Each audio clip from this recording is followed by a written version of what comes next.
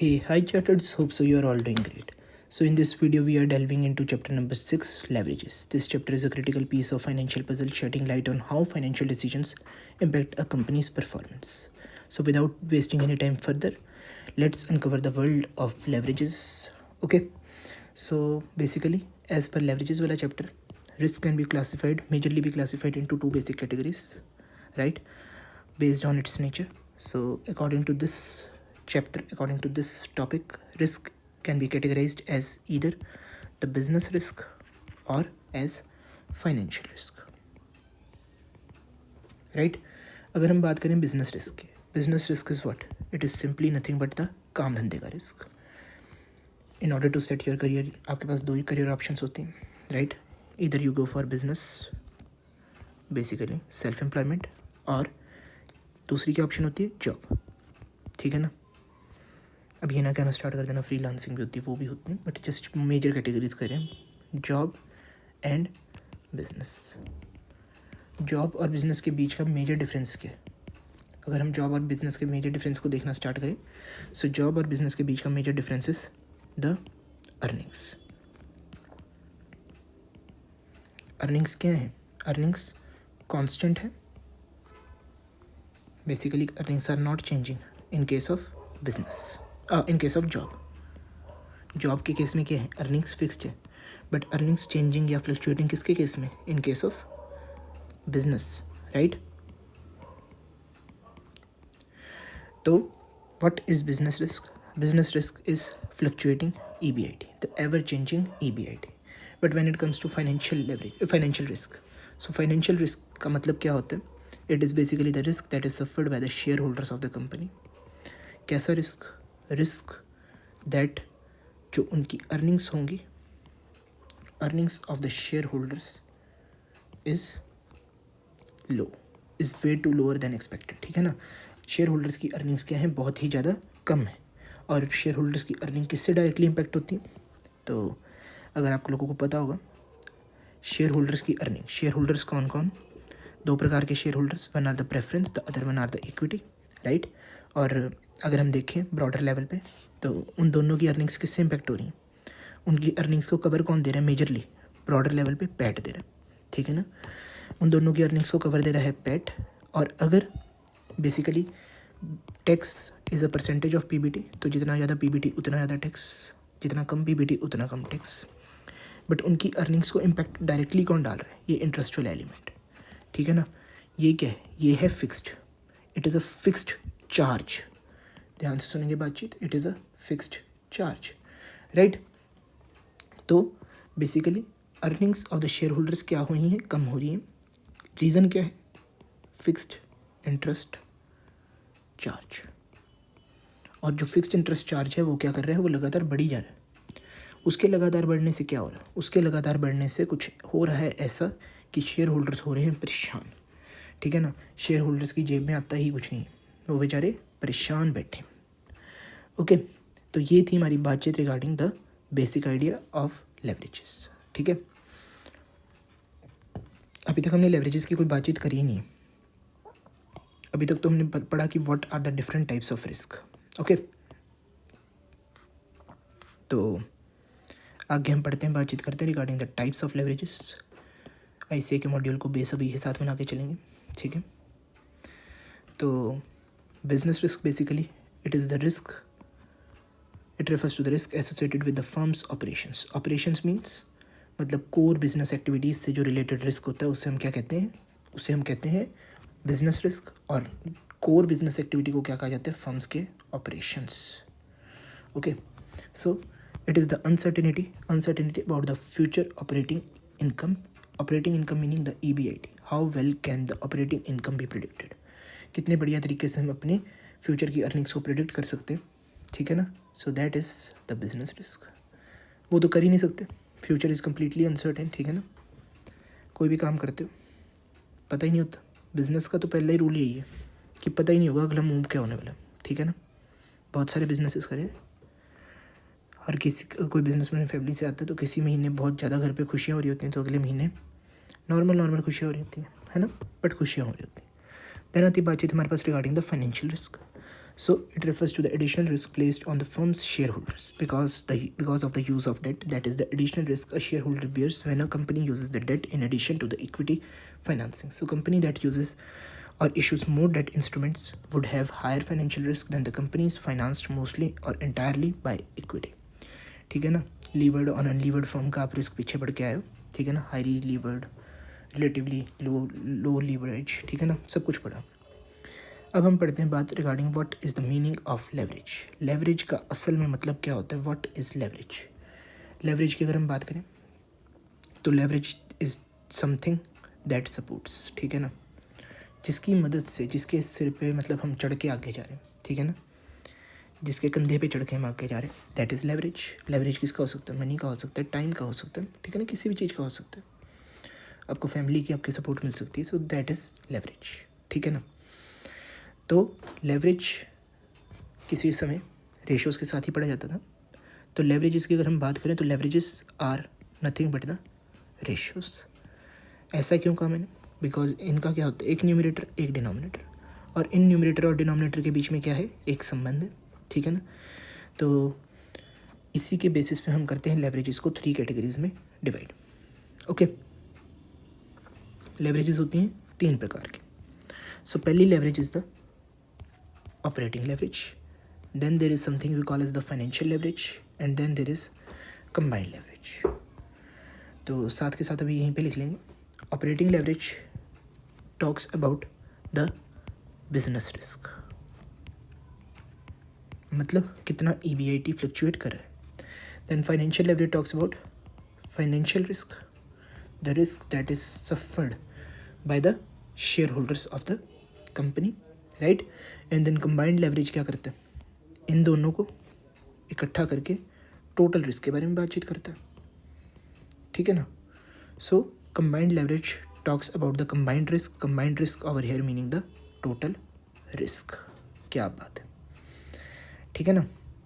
तो बढ़ाते हैं अपनी बातचीत थोड़ी आगे। तो अब तक सबको फाइनेंस के मास्टर फ्लो का रट्टा होपफुली बच चुका है, नहीं बजा तो जल्दी जल्दी कर लो, बहुत देर होगी, ठीक है ना। तो अगर हम बात करें तो सबसे पहले होती है सेल्स, उसमें से क्या माइनस होता है, TVC, क्या बचता है, टोटल कॉन्ट्री। उसके अंदर से क्या माइनस होता है, TFC, क्या बचता है, EBIT, क्या माइनस होता है, इंटरेस्ट, क्या बचता है, EBT, माइनस होता है टैक्स, क्या बचता है, पैट, पैट के साथ ही स्लैश करके लिख दो EPS। अभी के लिए ऐसे लिख दो, बाद में समझेंगे इसको अच्छे से, ठीक है ना। तो by its very nature sales are variable, ऊपर नीचे होती रहती, ठीक है ना। नंबर ऑफ़ यूनिट्स और सेल प्राइस पर यूनिट दोनों के ऊपर डिपेंड करते हैं, तो sales are variable by its very nature. Variable cost अपने आप में वेरिएबल है, और इन दोनों की वेरिएबिलिटी के कारण जो उनका रिजल्ट होता है, ठीक है ना, जो उनका बच्चा होता है टोटल कॉन्ट्री, वो अपने आप ही वेरिएबल है। फिक्स्ड कॉस्ट कभी भी नहीं variable, it is a fixed nature की कॉस्ट, तो फिक्स्ड, ठीक है। EBIT क्या होता है, फ्लक्चुएटिंग नेचर, वेरिएबल नेचर के। Interest is a fixed charge, interest is what, it is a fixed charge, no matter what, profit हुआ नहीं हुआ, it is not change, it is charge. Profit हुआ नहीं हुआ कोई चक्कर नहीं, इंटरेस्ट तो देना ही पड़ेगा, it is a fixed charge. बात करें EBT की, सो वो वेरिएबल है। टैक्स भी वेरिएबल है, because tax is a certain percentage of EBT, and since EBT is variable, tax is also variable. अगर हम बात करें EPS की, EPS भी क्या होता है, फ्लक्चुएट करता है, इट इज़ वेरिएबल। तो अगर आप ध्यान से देखेंगे इंटायर स्ट्रक्चर के अंदर, इंटायर फ्लो के अंदर दो ही चीज़ें क्या हैं, फिक्स्ड हैं, that is the TFC and the interest. Okay, यही दो चीज़ें क्या हैं, ये दोनों चीज़ें क्या हैं, दे आर फिक्स्ड, ठीक है ना। और बेसिकली जो हमारी EBIT फ्लक्चुएट कर रहा है, fluctuating EBIT, we are talking about the operating risk, याद है ना। एंड दिस जो अर्निंग्स वाली बात आ गई, पैट पूट की बात आ गई, फाइनेंशियल रिस्क। तो उन दोनों को इम्पैक्ट करने के लिए क्या दो रीजंस हैं, one is the TFC, the other one is the interest. Interest for the financial risk and TFC for the operating risk, ठीक है ना, और the business risk. The more clear term is the more accurate term is the business risk, ठीक है ना। तो basically जो TFC है, इट इज़ अफेक्टिंग और it is impacting the operating profit, ठीक है ना. It is impacting what? It is impacting the operating profit of the company. So TFC is basically determining the company's operating leverage. TFC के ऊपर क्या? Country, वो बन गया उसका क्या? न्यूमरेटर. TFC के नीचे क्या? EBIT, वो क्या बन गया उसका? डिनोमिनेटर. सो हमारा जो फॉर्मूला है for operating leverage, it is total contribution upon EBIT. ठीक है ना. और जब हम बात करते हैं of the fix charge in form of interest, तो in such a case financial leverage का क्या फॉर्मूला होता है? इट इज़ जो हमारा EBIT over here being the numerator and EBT being the denominator. Resultant figure क्या आ गई? EBIT upon EBT. बहुत बढ़िया. तो ऑपरेटिंग लेवरेज क्या है? Total contri upon EBIT. Financial leverage क्या है? EBIT upon EBT. और operating leverage talking about the business risk, financial leverage talking about the financial risk. इन दोनों रिस्क के बारे में इकट्ठा कौन बात कर रहा है? Combined leverage. तो combined leverage is equal to FL into OL and इसको टोटल रिस्क ले दो, है ना. FL into OL. FL आपको पता है क्या है? EBIT upon EBT and OL is country upon contribution upon and rather total contribution upon EBIT. आपस में ये क्या हो गया? कैंसिल आउट हो गया. बहुत बढ़िया. तो रिमाइंडर फिगर क्या बची? Total contri upon EBT, right. So combined leverage is equal to what? Combined leverage is equal to total contribution upon EBT. Contri English vocabulary में कोई वर्ड ही नहीं है, ठीक है ना. तो जैसे एक इनफॉर्मल वर्ड है कंट्री, तो हम कंट्रीब्यूशन ही बोलेंगे. बहुत बढ़िया. सो हमारा आंसर क्या आ गया? हमारा आंसर आ गया OL is equal to total contri upon EBIT, FL is equal to EBIT upon EBT and combined leverage is equal to total contri upon EBT. Combined leverage is equal to total contri upon EBT. ठीक है ना. Hopefully सबको ये बातें clear हुई, ठीक है ना. बहुत ही बढ़िया. देन हम लेते हैं एक example, just random figures put करेंगे. एक कंपनी है, 2 सालों की इन्फॉर्मेशन प्रोवाइड करेगी. कंपैरेटिव बेसिस पे हमारे पास प्रॉफिट एंड लॉस की स्टेटमेंट थी. सो सेल्स थी, वेरिएबल कॉस्ट थी, टोटल कंट्रीब्यूशन थी. हमारे पास क्या था? TFC. हमारे पास रिजल्टेंट फिगर आ गई क्या? EBIT. उसमें से हमने क्या किया? इंटरेस्ट के एलिमेंट को माइनस, हमारे पास क्या बचा? EBT. फिर हमने क्या किया? टैक्स को माइनस किया as a certain percentage of EBT. Resultant figure क्या आ गई? पैट. अगर उसे हम कर दें N से डिवाइड तो EPS. ठीक है ना. बहुत ही बढ़िया. तो करते हैं फिगर्स पुट. सेल्स से फॉर एग्जांपल थी 50,000. 1 लाख ले लो, कोई बात नहीं, 1 लाख ले लो. एंड मैंने आपको एक बात बताई, जस्ट अभी बता रहा हूँ आपको. एक एडिशनल इन्फॉर्मेशन प्रोवाइड करी that company is a growth company, और ईयर ऑन ईयर बेसिस पे वो 10% की ग्रोथ को दर्शा रही. सो सेल्स हमारी कितनी होगी? 1,10,000. Just a second. अब ठीक है ना. नहीं, एक सेकेंड बस. अब ठीक है कुछ. बहुत बढ़िया. जस्ट आप ये बात ध्यान रखेंगे कि ये जो कंपनी है it is showing the growth of 10% on YOY basis. Okay. Variable cost से फॉर एग्जांपल 50,000 थी. जितनी सेल्स में ग्रोथ दिखी वेरिएबल कॉस्ट में उतनी ही दिखती. सो 55,000.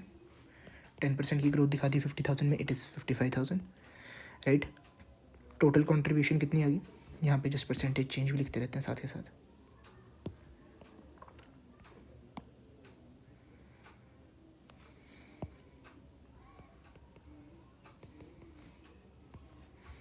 इधर कितना चेंज है? Percentage change plus 10,000, it is plus 10,000, right. बहुत ही बढ़िया। टोटल कंट्रीब्यूशन कितनी आ गई? 50,000 and in this case 55,000 I guess, right, क्योंकि ये 50% है तो ये भी 50% ही हो गया, ऑब्वियस सी बात है। एंड जिसको ये बात समझ आई बहुत बढ़िया, जिसको नहीं आई कोई चक्कर नहीं। टोटल कंट्रीब्यूशन कितनी आ गई? इट इज़ ऑल्सो शोइंग 10% की ग्रोथ। ये ऊपर नीचे क्यों नहीं जा रहा यार?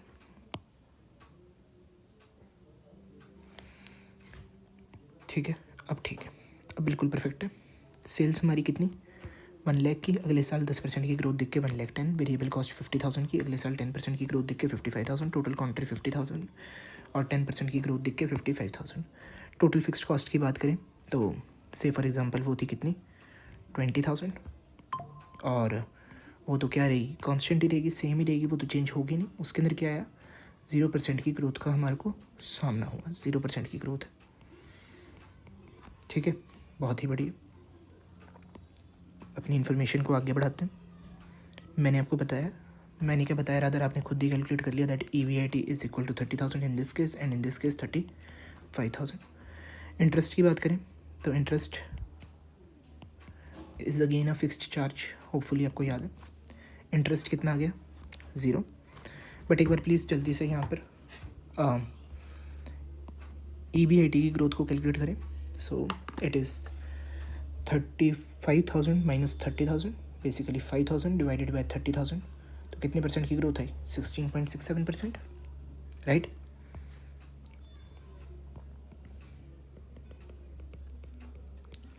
ठीक है ना। बेसिकली अगर आप देखो हमारे को हर लेवल पे ग्रोथ सेम दिख रही थी, हर लेवल पे ग्रोथ हमारे को क्या दिख रही थी? सेम दिख रही थी।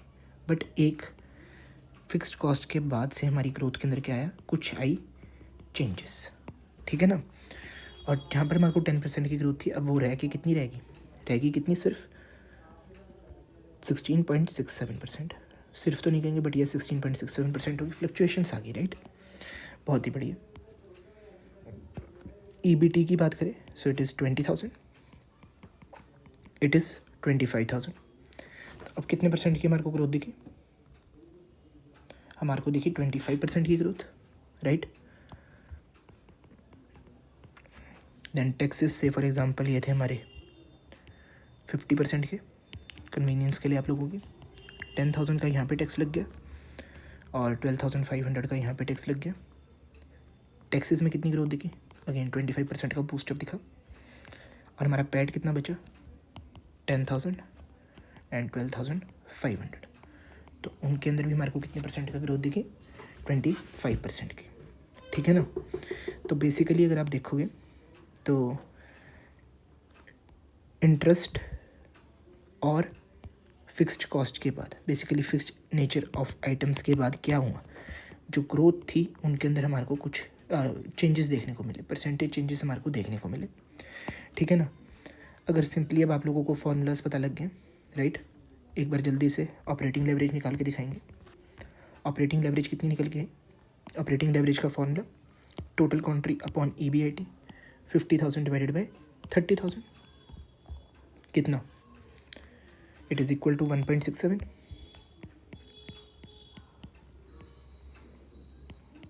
कितना आ गया? 1.67 टाइम्स। बहुत ही बढ़िया। फाइनेंशियल लेवरेज की बात करें तो फाइनेंशियल लेवरेज हमारी क्या फार्मूला होता है? EBIT upon EBT, that is 30,000 divided by 20,000, so 1.5 I guess, yes 1.5, 30,000 divided by 20,000, 1.5 times, right. तो जस्ट मैं आपकी कन्वीनियंस के लिए लिख देता हूँ यहाँ पर। बहुत ही बढ़िया। अगर हम बढ़े आगे तो हमें पता लगता है कि अगर हम क्या करें, 16.67% को 10% से डिवाइड करें, 16.67% को 10% से करें डिवाइड, किसी भी 10% से कर लो, उसका कोई होता नहीं, बट यस आपके फार्मूला के लिए एक्सट्रीम एंड्स तक आपको जाना पड़ेगा। 16.67% को 10% से करें डिवाइड, तो आपके पास क्या फिगर है? 1.67। Which is equal to what, which is equal to the operating leverage. ठीक है ना। बेसिकली क्या हमने किया, we calculated the percentage change in EBIT and हमने उसे क्या कर दिया, परसेंटेज चेंज इन सेल से डिवाइड। हमारी क्या फिगर आ गई, हमारी जो फिगर आई that was equal to the operating leverage. That was equal to what, that was equal to operating leverage. तो बेसिकली ये जो हमारा फॉर्मूला निकल के आया, this is what we call as the degree of operating leverage. This is what we call as the degree of operating leverage.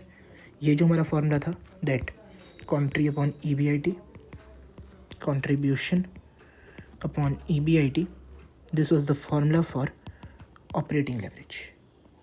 But when it comes to degree of operating leverage, तो हमारा क्या formula हो जाता है, हमारा formula हो जाता है percentage change in EBIT upon percentage change in sale.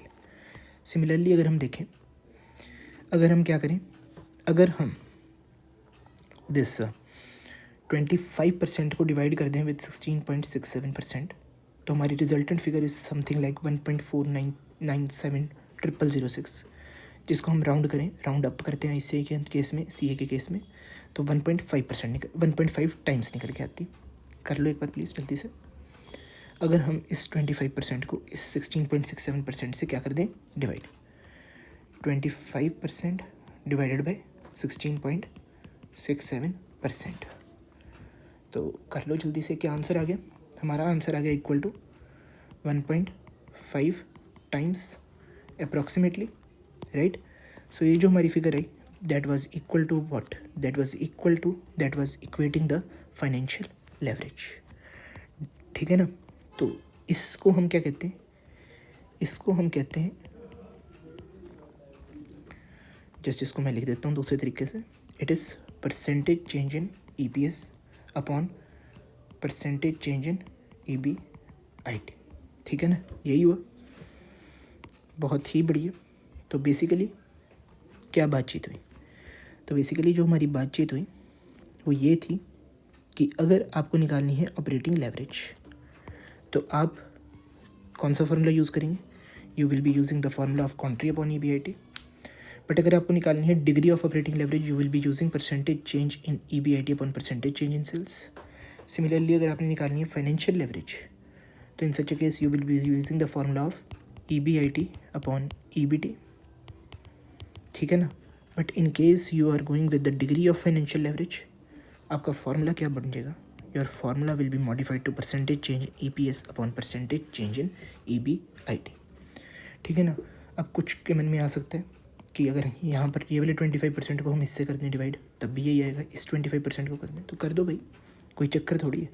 Similarly कईयों के मन में आ सकता है कि इसको इससे कर दें, इसको इससे डिवाइड कर दें, कर दो, एग्जैक्टली आप ठीक हो। बट जो हमारा CA का करिकुलम है, जो हमारा ICA का मॉड्यूल कहता है, वो कहता है एक्सट्रीम एंड्स पे जाओ। ठीक है ना। तो EBIT से बिल्कुल लास्ट पे जाओ। तो फॉर्मूला ऐसा फ्रेम्ड है, बट येस लॉजिक आपका ठीक है। अगर आपने उस लेवल तक सोचा, बहुत बढ़िया बात है।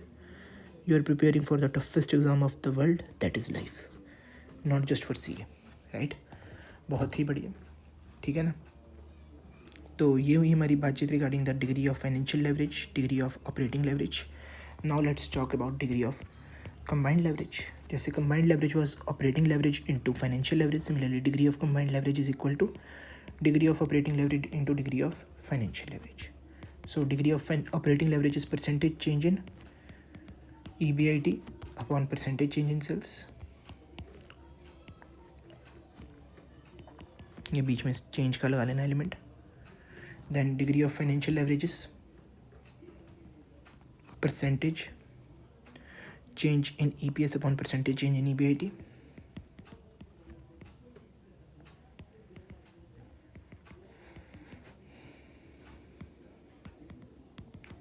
सिंपली इन दोनों को क्या करो, आपस में कैंसिल आउट।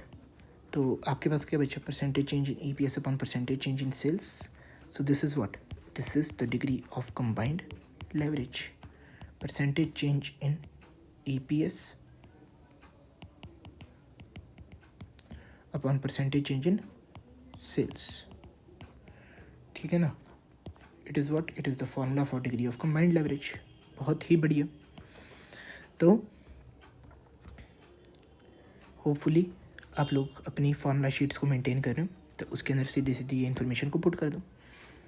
एक बार पढ़ लेते हैं वो बातचीत जो आपके आईसीए के मॉड्यूल ने लिखा about degree of operating leverage, financial leverage करते हैं। So degree of operating leverage में भी defined as a percentage change in EBIT with respect to percentage change in sales quantity. यही हमने करा, percentage change in EBIT upon percentage change in sales. Then degree of financial leverage की बात करें तो use of companies funds on which it pays limited return. What is limited return? Limited return मतलब basically the fixed return. Equity share holders can earn the unlimited returns, ठीक है ना। तभी तो जो शेयर मार्केट के बंदे होते हैं they form the richest person की लिस्ट, ठीक है ना। I am talking about Radha Krishna Damani, one of the biggest चोर ऑफ द शेयर बाजार। In literal terms I would say him as the चोर, कोई बात नहीं, चोर ऑफ हार्ट्स, जस्ट ये कवर अप था और कुछ नहीं, ठीक है। दैन फाइनेंशियल लेवरेज की बात करें तो financial leverage involves the use of funds obtained at a fixed cost. Funds obtained at a fixed cost मतलब जिनके फिक्स चार्जेस हैं, बेसिकली इंटरेस्ट की बात हो रही है, डेट की बात हो रही है, ठीक है ना। In the hope of increasing the return of the common stock holders. बहुत अच्छे, common stock holders, common share holders, ordinary share holders, ordinary stock holders are nothing but the equity share holders. तो एक बार के लिए इसको छोड़ते हैं, आगे बढ़ते हैं।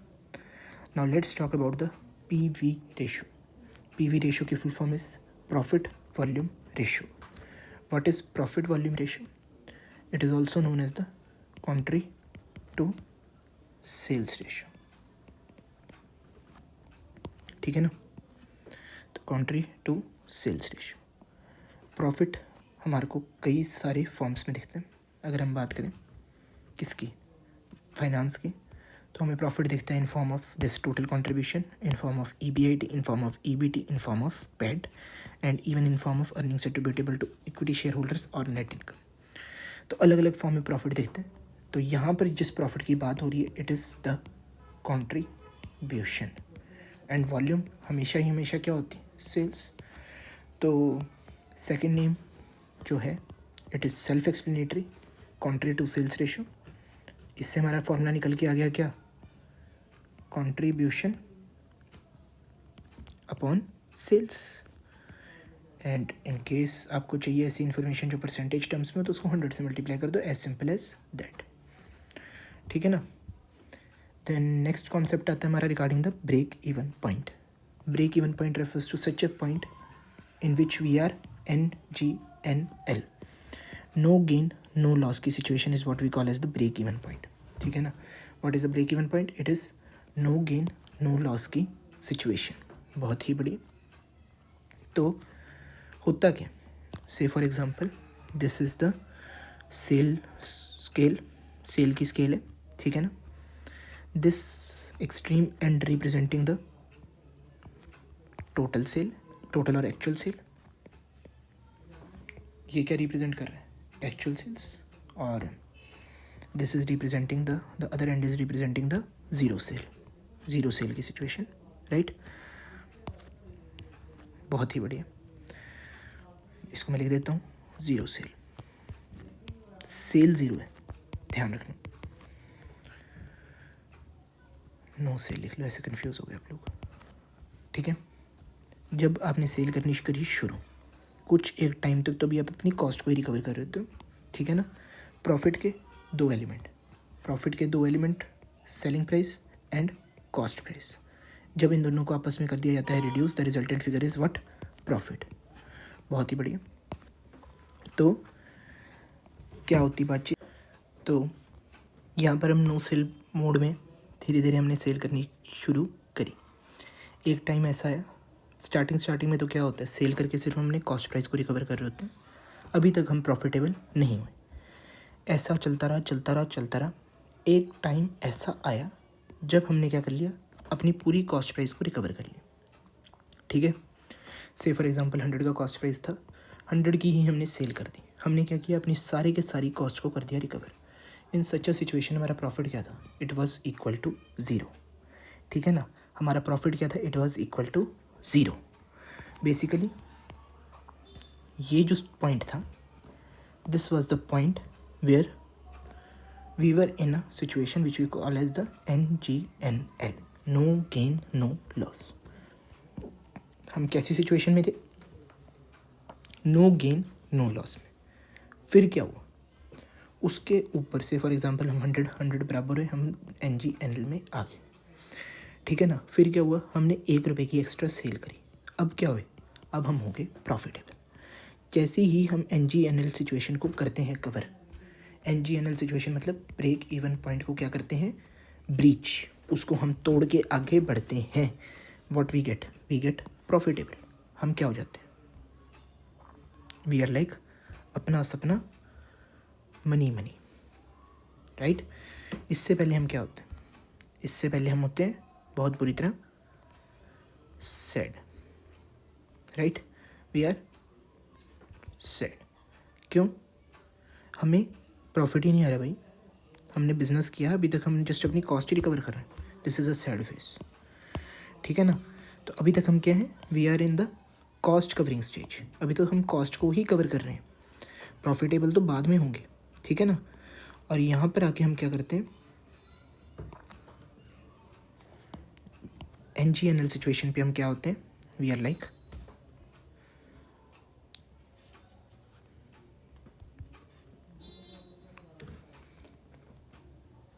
हम कहते हैं बस भाई ठीक है, शुक्र है भगवान का। हम क्या कर रहे हैं? हाथ जोड़ के, लंबे हाथ करके हम क्या कह रहे हैं भगवान को? थैंक यू भगवान जी, आपने हम गरीब की बात सुनी, आपने हमको क्या दिया? हमारी कॉस्ट को सारा रिकवर कर दिया। घर मैं बस टाइम वेस्ट करके जाऊंगा और कुछ नहीं। इस सिचुएशन पे हम ये कहते हैं, ठीक है ना। तो होपफुली आपको ये बातें बेसिक सी हुई clear regarding the break even point के पहले की सिचुएशन, ब्रेक इवन पॉइंट की सिचुएशन एंड ब्रेक इवन पॉइंट के बाद की सिचुएशन, ठीक है ना। तो देखो होता क्या, तो ब्रेक इवन पॉइंट पे हम क्या होते हैं? We are in a NGNL, we are in a no gain no loss की सिचुएशन। बहुत बढ़िया। तो एक सेकेंड, जस्ट एक्स्ट्रा मटेरियल को मैं इरेज कर दूँ। यस, बहुत बढ़िया। तो जो भी सेल हमने ब्रेक इवन पॉइंट के बाद करी, जो भी सेल हमने करी after the break even point, ठीक है ना, जहाँ पर हम इस मोड में आ गए, पैसा हम कमा रहे हैं, हम खुश हैं, तो उस सिचुएशन को हम क्या कहते हैं? MOS, margin of safety. Margin basically meaning something extra and safety meaning we getting profitable. तो कितनी सेल करके हम क्या हो गए? Profitable. That is told to us by the margin of safety, ठीक है ना। तो बेसिकली एक हम काम करेंगे, ब्रेक इवन पॉइंट हम निकालते हैं 2 प्रकार से, तो प्लीज़ उसके फॉर्मूलाज लिख लेंगे। So one is break even point in units, the other is break even point in rupees, ठीक है ना। तो जब हम बात करते हैं about break even point in units, तो हम कैसे निकालते हैं? हम करते हैं फिक्स्ड कॉस्ट को कॉन्ट्री पर यूनिट से डिवाइड। तो हमारे पास क्या आते हैं? हमारे पास आते हैं कुछ यूनिट्स जिसे हम क्या कहते हैं? ब्रेक इवन यूनिट्स, जिसे हम क्या कहते हैं? BEP, ठीक है।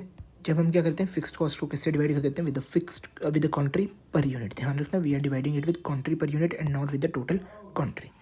बट अगर हम जाएँ break even point in rupees के अंदर, तो हम क्या करते हैं? When we multiply break even point मतलब break even units with the sale price per unit, the resultant figure is something in rupees and these rupees are the, बच्चे पागल हो गए, चिक्के मार रहे, तो these rupees are what? These rupees are the break even sales. इसी को हम क्या कह देते हैं? Break even sales. बहुत बढ़िया। तो अगर आप इसको खोल के लिखना चाहो, break even point is equal to what? Contri fixed cost upon contri per unit into selling price per unit. अगर आप इसको दूसरे एंगल से देखो तो ये क्या है? Contri upon sales was the PV ratio, so sales upon contri is what? 1 upon PV ratio. तो fixed cost upon PV ratio is equal to what? Fixed cost upon PV ratio is also what? It is the break even sales. बहुत ही बढ़िया, ठीक है ना। तो ऐसे करके भी हम क्या कर सकते हैं? अपनी ब्रेक इवन सेल्स को कैलकुलेट कर सकते हैं, राइट। देन आती बातचीत हमारे पास regarding the margin of safety. Margin of safety का मतलब आपको समझ आ गया था, but yes margin of safety कई बार परसेंटेज टर्म्स में निकाला जाता है। तो कैसे निकालते हैं? सो सेल्स में से जब हम ब्रेक इवन सेल्स को कर देते हैं माइनस, उसे हम कर देते हैं डिवाइड विद द सेल्स, तो उसको मल्टीप्लाई कर देते हैं with 100, we get certain percentage and that is the percentage of the MOS. Okay, that is the percentage of MOS, right. बहुत ही बढ़िया. तो एक बार यहाँ से भी देख लेते हैं साथ के साथ कवरेज सारी. यस, ये भी एक बहुत अच्छा पॉइंट है. सो MOS का एक और तरीका होता है निकालने का. MOS का एक और फॉर्मूला होता है जो हम कॉस्ट के अंदर अच्छे से डिटेल में पढ़ेंगे, बट यस अभी के लिए एक बार यहाँ पर भी देख लो. EBIT upon contribution. EBIT upon contribution is also what, it is also MOS. तो अगर आप दूसरे एंगल से इसको देखना चाहो, EBIT और कॉन्ट्रीब्यूशन का रिलेशनशिप आपने कहाँ पे स्टडी किया था? You studied the same relationship, similar relationship in operating leverage, जहाँ पर हमने क्या करा था, कॉन्ट्रीब्यूशन अपॉन EBIT. ठीक है ना. तो ये क्या है, it is the inverse of operating leverage कह सकते हैं. यस कहेंगे. और ऑपरेटिंग लेवरेज में आप जाके लिख देंगे दैट ऑपरेटिंग लेवरेज